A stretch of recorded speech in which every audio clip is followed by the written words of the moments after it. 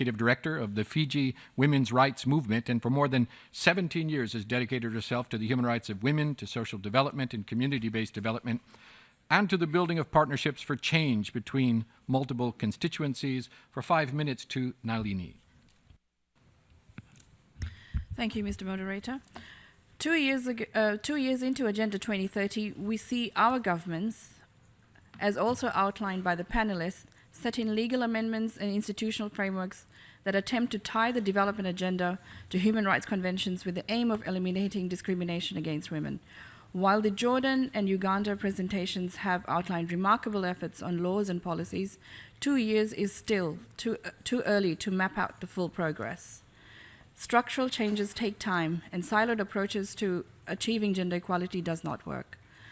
Both the thematic and national reviews indicate that states are inclined to maintain business as usual or even deepen the systemic inequalities in order to gain international comparative advantage. This approach is why we see 8 men owning the same amount of wealth as half of the world's population, and that much of the SDGs indicators are not able to be addressed. And since the color of the day is orange, and we are talking about structural barriers, I would like to focus on some key structural barriers. First, in recent years, the world has experienced a resurgence of authoritarian, patriarchal governance propagating the notions that countries need strong, aggressive leadership. The consequence is diminished participatory democracy with a higher tolerance for sexism, racism, discrimination, shrinking of democratic space, and increased political repression, and increased attacks on women's human rights defenders. And if I have to pick one indicator that we are well aware of, that would be the percentage of women in parliaments, which remains low globally at 23.3%, and in my sub-region, the Pacific, remains at 7.5%, with Fiji at 14%, Papua New Guinea at 2%, and Vanuatu at 0%. Second, patriarchal and authoritarian governance often leads to increased militarism, and there are ongoing conflicts, territorial disputes, and build-up in military threats in Asia-Pacific. There is always a threat of reverting to military rule in countries which have had a history of military interventions, and we know that militarism directs much needed state resources away from social spending and what might be better spent on sustainable development initiatives. Third, neoliberalism, trade agreements, corporate influence. As a woman from the Global South, I am glad that the TPP did not proceed, and the Pacific Agreement on Closer Economic Relations Plus has been rejected by Fiji, Vanuatu, and Papua New Guinea.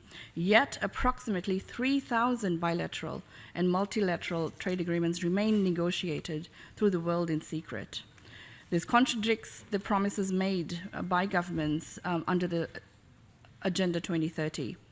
This economic model perpetuates and often relies on systematic discrimination and disadvantage experienced by women who have below subsistence wages through making women's labor invisible and through the use of women's unpaid labor to prop up social protection and the care economy, as what my colleagues have spoken about.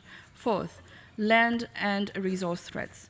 Women are losing land, and without land, women are driven to urban centers and into external migration to become cheap labor to power global growth. The acquisition of land by agribusiness or wealthy farmers for large-scale infrastructure, including those under the guise of green growth, routinely results in forced evictions and displacement of communities without respect for their right to free, prior, and informed consent. While significant efforts have been made in my region to reduce emissions and pollutants, as well as to build resilient communities, every day we are living the dire consequences of climate change and the expansion of harmful extractive industries. So in the face of these barriers, how do we achieve Agenda 2030? Perhaps a closer look at means of implementation, and here I pose two ideas. First being, are state resources really diminishing? We note that all VNR countries reporting this year offer tax holidays to foreign investors.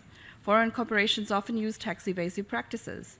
Many countries are failing to collect taxes from corporations and instead increasing regressive taxes. While states express concern on mobilizing $3 to $5 trillion that would be required annually to finance Agenda 2030, between $21 and $32 trillion currently sit undisturbed in offshore tax havens. Why have we not tapped into this? Second, realize that women's rights, feminist movements, and organizations are core MOI. A comprehensive global research spanning over 40 years found that the single most important factor in influencing positive policy change relating to violence against women was the existence of autonomous feminist movements. Their existence was far more significant than the number of women in parliaments, the wealth of a country, the status of treaty ratification, or other conditions tested. Finally, we also hope to see deepened commitment from all governments to CEDAW, Beijing Platform for Action, Cairo Program for Action, and other conventions and commitments as we continue to work towards achieving Agenda 2030, and a deepened commitment to public partnerships between governments and people with women. When women's movements are able to challenge and transform public space and discourse and instigate interventions that advance women's rights, we will be able to achieve Agenda 2030 as well as achieve the goal on gender equality. Thank you.